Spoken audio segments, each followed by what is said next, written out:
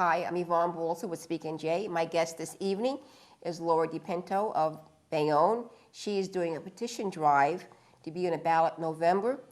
Laura, what is this petition about? This petition is to get a question on the referendum ballot for an elected Board of Education. We're currently an appointed board. Okay, how many members are on the board right now? We have 9 members on our board, sans 1 or 2 because there's been some traffic in and out.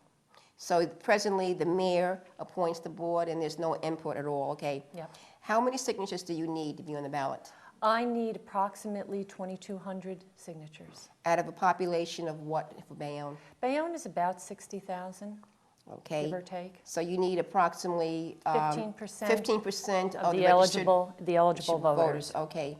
And approximately, when is the deadline for this? I'm targeting late July to August. I believe that 60 days is required to review that process after you submit it to the clerk and the city. And so that's my target date. I expect to be out there collecting as the weather breaks a little bit. Although I am having meetings at our Bayonne Library on Mondays. Okay. Are the Bayonne Board of Ed meetings taped? I know a lot of meetings are taped in Bayonne. What about the Bayonne Board of Ed meetings? The Bayonne Board of Education meetings are not taped. They're not publicized. We have a stenographer. The stenographer, of course, transcribes the meetings. They are then put in hard copy at our Bayonne Public Library to the best of my knowledge. And to get them, you have to go up and one by one copy, page by page, meeting transcriptions. So you feel as though the board members are not accountable to the public at all? They're only accountable to the mayor, whoever the mayor might be? It appears that way. And right now, the current board was not appointed by our current mayor, so I don't know if there's any accountability. It just doesn't seem that there's a lot of transparency in what they do. There's certainly not a lot of publishing of what their intentions are, and I really don't believe that we get a real clear picture of how we're performing in Bayonne against the rest of the state. The people who's on the board, are they on other boards in Bayonne, like multiple boards? I had requested the ethics disclosure forms, and what you see is a lot of genealogy in Bayonne politics from the board. It's not just, you know, a dad's a teacher, so his son or daughter becomes a teacher, but it's someone's on the board, their brother-in-law it's not a teacher administrator, but they're a separate contracted administrator who is also on the Bayonne Parking Authority. The vice president of our board is also a commissioner on the Housing Authority. There's a lot of that sort of genealogy that goes on.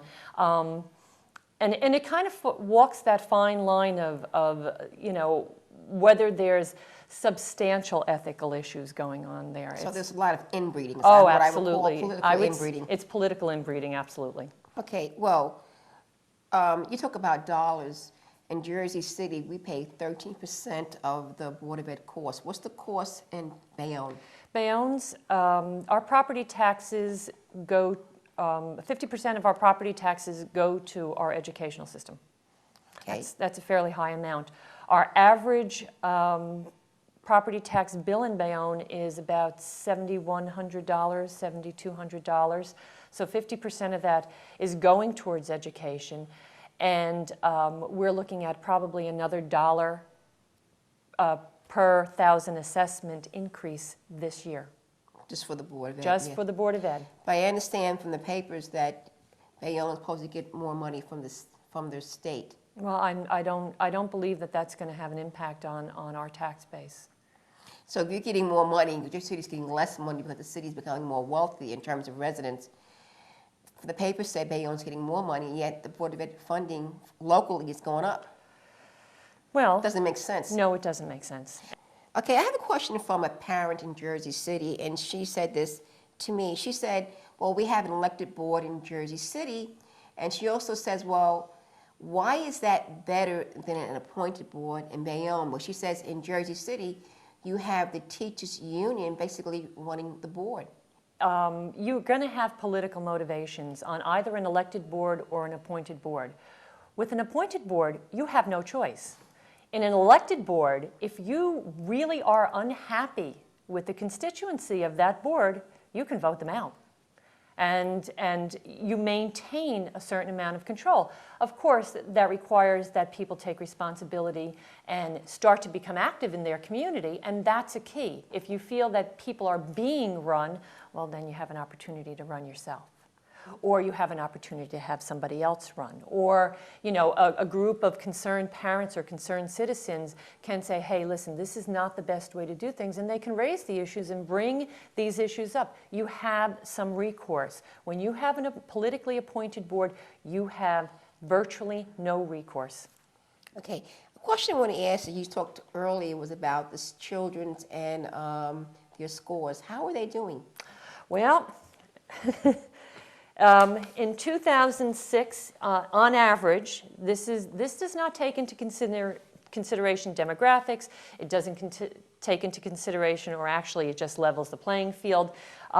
In New Jersey, last year, Bayonne's elementary school system ranked 671 out of 1,376. That's well below the halfway mark. This past year, we ranked 809th, which is even farther below.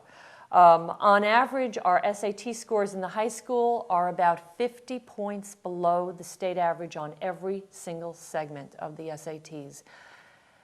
That's not good. That's not acceptable, considering, as you said, the amount of dollars that each citizen is paying into our school system. That shouldn't be.